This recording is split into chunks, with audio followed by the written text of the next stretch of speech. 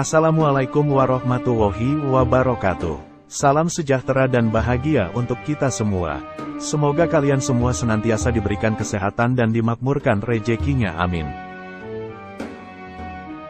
Sahabat touring yang berbahagia, ayo touring guys. Yuk kita ikuti perjalanan touring religi kali ini.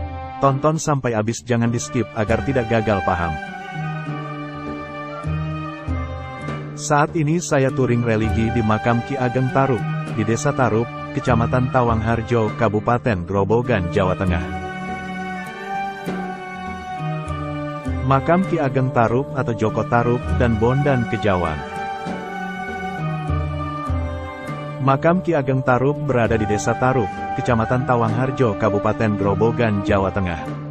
Dekat pintu masuk sebelum Makam Ki Ageng Tarup ada makam Bondan Kejawan putra dari Prabu Brawijaya V, Raja Majapahit. Juga menantu Ki Ageng Tarup, suami dari Nawangsi. Jadi makam Ki Ageng Tarup dan Bondan Kejawan berada dalam satu lokasi. Banyak orang berkunjung atau berziarah ke makam Ki Ageng Tarup baik dari masyarakat lokal atau dari luar daerah. Bahkan banyak rombongan dari luar kota dengan menggunakan kendaraan bus. Dari cerita babat Tanah Jawi, Kabupaten Grobogan ini merupakan tempat tokoh-tokoh kerajaan dan wali-waliullah yang mempunyai peran penting dalam menyebarkan agama Islam dan perang melawan penjajah Belanda dan Portugis.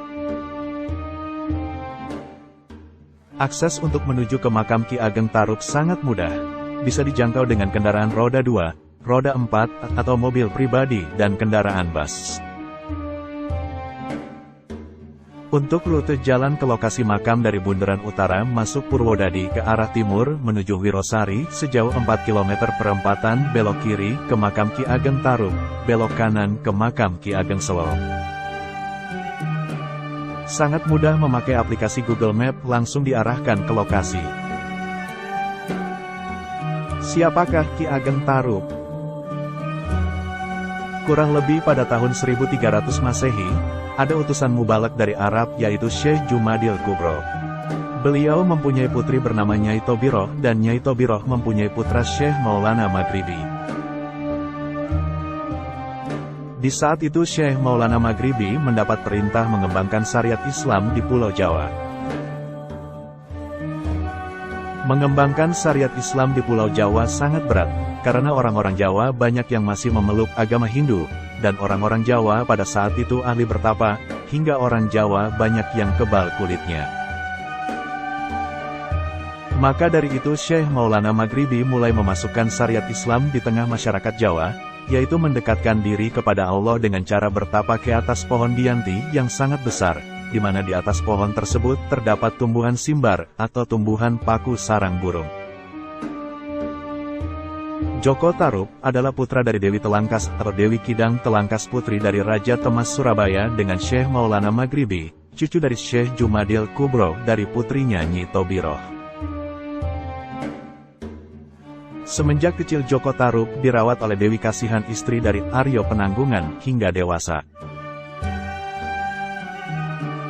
Joko Tarup mempunyai kesenangan berburu burung di hutan. Pada suatu ketika dia mendapat aji-aji alat untuk menangkap burung yang berupa tulup, senjata tiup dari bambu berbentuk pipa panjang, yang diberi nama Tulup Tunjung Lanang. Joko Tarup akhirnya menikah dengan seorang dewi atau bidadari bernama Nawang Wulan, yang ditemukan di telaga saat lomban atau mandi bersama dengan bidadari lain. Sekarang telaga itu bernama Coyo. Joko Tarup akhirnya punya 3 anak putri, yaitu Nawang Sasi, Nawang Arum dan Nawangsi. Setelah ditinggal istrinya, Nawang Wulan, kembali ke kayangan atau surga, Joko Tarup akhirnya hidup berdua dengan putinya Nawangsi. Pada saat kerajaan Majapahit diperintah oleh Prabu Brawijaya V, Prabu Brawijaya menikahi pembantunya sendiri yaitu Putri Wairing Kuning. Lahirlah seorang putra bernama Bondan Kejawan. Mulai kecil Bondan Kejawan diasuh oleh saudara Raja Jurumertani, dan akhirnya diserahkan kepada Ki Ageng Tarup atau Joko Tarup untuk merawatnya. Dalam perjalanan waktu, akhirnya Bondan Kejawan dinikahkan dengan putrinya Nawangsih dan lahirlah putra bernama Ki Ageng Getas Pendowo atau Ki Abduwo. Meneruskan mertuanya, setelah Ki Agung Tarub meninggal, selanjutnya Bondan Kejawan dinamakan Ki Ageng Taru II dan Ki Ageng Getas Pendowo dinamakan Ki Ageng Taru III. Dari Ki Ageng Getas Pendowo menurunkan putra Ki Ageng Slow atau Ki Ageng Abdurrahman Slow. Terima kasih telah menonton video ini, jangan lupa subscribe, like, share dan komen. Wassalamualaikum warahmatullahi wabarakatuh.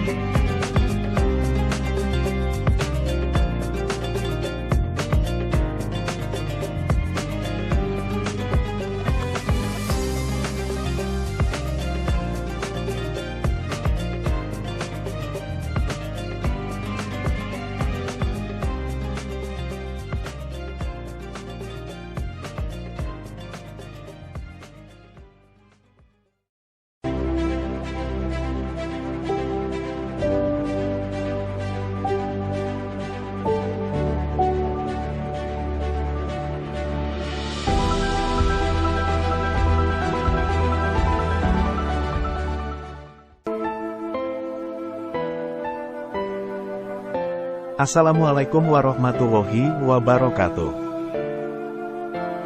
Melanjutkan touring religi berikutnya, saat ini saya berziarah di makam Ki Ageng Selo, di Desa Selo, Kecamatan Tawangharjo, Kabupaten Grobogan, Jawa Tengah. Makam Ki Ageng Selo.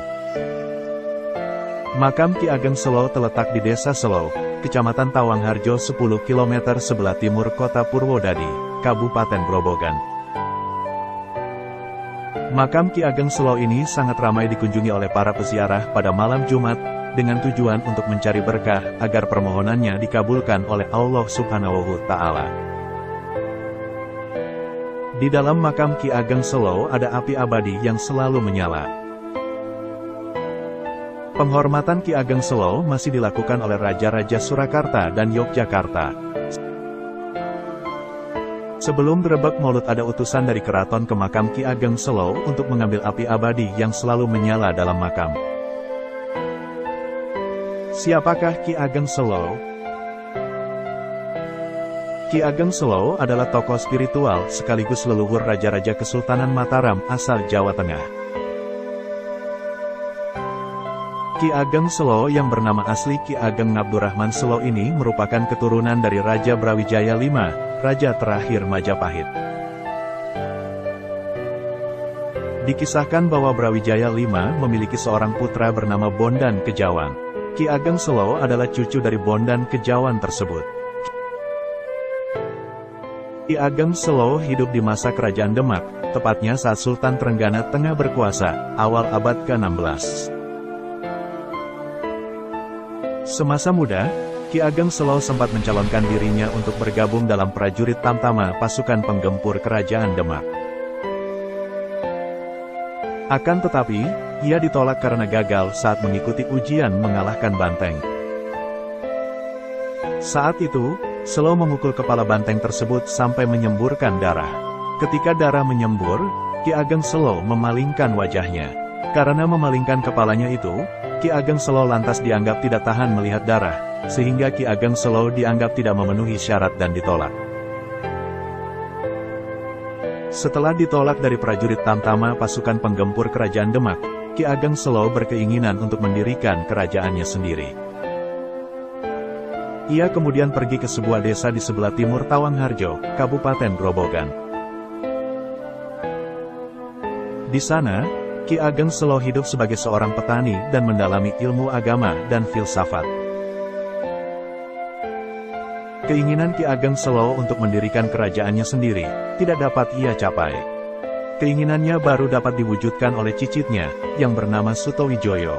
Sutowijoyo merupakan pendiri Kerajaan Mataram kedua atau Kesultanan Mataram yang memerintah pada tahun 1587 sampai tahun 1601 Masehi. Legenda Ki Ageng Selo menangkap petir. Hidup sebagai seorang petani lantas membuat Ki Ageng Selo banyak menghabiskan waktunya di sawah. Suatu hari, Ki Ageng Selo sedang bekerja, mencangkul di sawah. Langit saat itu terlihat sangat mendung dan tidak lama kemudian hujan turun dan petir menyambar-nyambar. Petani lain yang melihat cuaca saat itu memutuskan untuk pulang ke rumah karena takut. Namun, berbeda dengan Ki Ageng Selo, ia tetap melanjutkan pekerjaannya. Di tengah-tengah sedang menyangkul, tiba-tiba sebuah petir menyambar Ki Ageng Selo. Ajaibnya, petir tersebut berhasil ditangkap oleh Ki Ageng Selo. Petir tersebut berwujud naga. Ki Ageng Selo mengikat petir tersebut ke sebuah pohon gandrik dan kemudian membawanya ke Sultan Demak. Sewaktu dibawa ke Sultan Demak, wujudnya pun berubah, dari naga menjadi seorang kakek. Kakek itu kemudian dibawa dan dikurung oleh Sultan Demak, dan dipertontonkan di alun-alun. Setelah itu, datanglah seorang nenek mendekat ke kerangkeng tempat kakek tersebut dikurung. Ia menyiramkan air dari sebuah kendi ke arah kakek tersebut. Tidak lama kemudian, terdengar suara petir menggelegar dan kakek nenek itu telah menghilang. Terima kasih telah menonton video ini. Jangan lupa subscribe, like, share dan komen. Wassalamualaikum warahmatullahi wabarakatuh.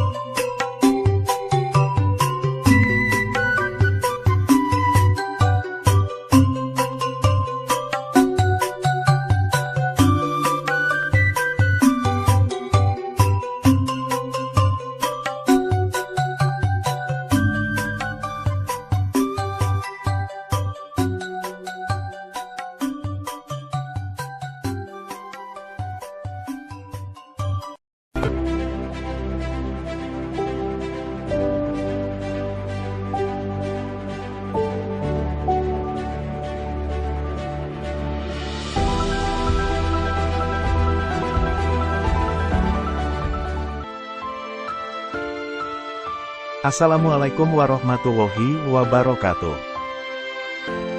Melanjutkan touring berikutnya, saat ini saya berziarah di makam Ki Ageng Katong, di Dusun Katong, Desa Katong, Kecamatan Toroh, Kabupaten Grobogan, Jawa Tengah. Makam Ki Ageng Katong. Makam Ki Ageng Katong adalah situs sejarah yang terletak di Desa Katong, Kecamatan Toroh, Kabupaten Grobogan, Jawa Tengah. Makam ini menjadi cagar budaya warga Desa Katong yang selalu dirawat dan dibangun oleh warga Katong. Makam Ki Ageng Katong berada di RT 1 RW 1 Dusun Katong, Desa Katong, Kecamatan Toroh, Kabupaten Grobogan, Jawa Tengah.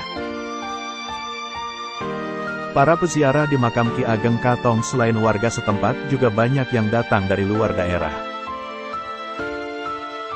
Setelah berziarah di makam Ki Ageng Katong, mereka merasa mendapat keberkahan dari Allah SWT sehingga banyak yang membantu kelancaran perawatannya. Akses menuju makam Ki Ageng Katong sangat mudah, bisa diakses dengan kendaraan roda 2 dan roda 4 atau mobil pribadi.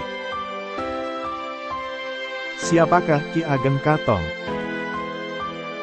Ki Ageng Katong merupakan sosok dikdaya atau sakti Mondroguno pada zaman dulu. Ki Ageng Katong mempunyai nama asli Lembu Kanigoro. Ki Ageng Katong adalah waliullah yang menyebarkan Islam di Desa Katong. Silsilah Ki Ageng Katong diceritakan oleh juru kunci makam, Bapak Suparjo Musoleh, bahwa Ki Ageng Katong adalah keturunan dari Prabu Brawijaya V dari Kerajaan Majapahit dari istri Putri Campa yang beragama Islam. Nama kecil Ki Ageng Katong adalah Raden Katong atau Joko Piturun atau Raden Harak Kali. Pada saat itu Ki Ageng Katong diberi palungguhan atau jabatan menjadi Adipati Ponorogo dan bergelar Batoro Katong. Ki Ageng Katong atau Lembu Kanigoro mengikuti jejak kakaknya yang bernama Lembu Kenongo untuk berguru kepada Wali Songo. Lembu Kenongo mendirikan kerajaan Demak Bintoro dan berganti nama Raden Patah. Mengapa Ki Ageng sampai di Desa Katong? Dulu Ki Ageng Katong suka berholwat untuk takorub kepada Allah, mencari tempat yang cocok sehingga sampai di Desa Katong ini, hingga akhir hayatnya dan dimakamkan di Desa Katong ini. Karomah Ki Ageng Katong. Karomah yang paling utama adalah keberadaan makam Ki Ageng Katong ada di 3 tempat, yaitu di Desa Setono, Kecamatan Jenangan, Kabupaten Ponorogo, Jawa Timur, di Desa Protomulyo, Kecamatan Kaliwungu, Kabupaten Kendala, Jawa Tengah, dan di Desa Katong, Kecamatan Toroh, Kabupaten Grobogan, Jawa Tengah. Dikisahkan oleh kasepuhan atau juru kunci makam, dulu Ki Ageng Katong di Desa Katong dan Ki Ageng Dogo di Desa Karangwadar sepakat menganggap sebagai saudara. Suatu ketika Ki Ageng Katong bertamu di rumah Ki Ageng Dogo yang berada di Desa Karangwadar, disuguhi sayur keong atau krocok. Ki Ageng berkata, "Wah, ini segar, punya sedulur sebaik ini." Saat akan dimakan, keong itu hidup kembali keluar dari cangkangnya. Orang Jawa mengatakan, "ngeloler." Selang waktu lain, karena merasa seduluran Ki Ageng Dogo bertamu balik ke rumah Ki Ageng Katong. Saat itu Ki Ageng Dogo disuguhi ikan badar atau ikan tawas oleh Ki Ageng Katong. Pada saat Ki Ageng Dogo mau makan, ikan badar itu hidup kembali kelepek-kelepek menuju sungai. Inilah adu kesaktian leluhur kita zaman dulu. Karomah yang lain, yaitu dulu waktu Ki Ageng Katong babat alas untuk membentuk Desa Katong. Kayu hasil babat alas yang bertumpuk dibakar. Ki Ageng Katong berkata, "Jika ada tanah yang kejatuhan arang, asap atau langes ini, maka tanah itu adalah milikku." Maka tanah Ki Ageng Katong ada di mana-mana sesuai jatuhnya arang, asap atau langes itu. Bahkan karena ditiup angin yang kuat, ada yang sampai jatuh di Pulau Sumatera. Karomah yang lainnya, yaitu jika ada tamu para pejabat atau para raja adipati yang membawa pusaka atau senjata, maka keampuhan senjata menjadi berkurang ampuhnya, bahkan bisa menjadi hilang keampuhannya. Ada peninggalan Ki Ageng Katong yang keramat, yaitu guci minyak Jayeng Katong. Di dalam guci ini terdapat minyak Jayeng Katong, yang dipercaya sampai sekarang, bahwa orang yang dapat karomah dan meminum minyak ini akan menjadi sakti Mondrogono. Di samping itu juga ada mata air katong, yang airnya ditampung di gentong yang diletakkan di ruang yang terkunci. Air dari sumber mata air katong ini dipercaya dapat sebagai obat yang dapat menyembuhkan berbagai macam penyakit. Dengan mengambil hikmah dari makam Ki Ageng Katong yang berada di mana-mana ini menunjukkan kekuasaan Allah mengenai karomah waliullah tersebut. Hal ini juga menunjukkan perjuangan Ki Ageng Katong dalam menyebarkan agama Islam sampai ke wilayah-wilayah yang lebih luas. Makam Ki Ageng Katong merupakan salah satu tempat yang sangat bagus untuk bermunajat kepada Allah, karena di makam tersebut merupakan tempat yang penuh dengan karomah dan keberkahan dari kekasih Allah. Maka ketika kita berada di makam tersebut, dan bermunajat memanjatkan doa memohon perlindungan dan ampunan kepada Allah, maka diri kita menjadi tentram, tenang dan damai, dengan suasana keheningan dan kesunyiannya.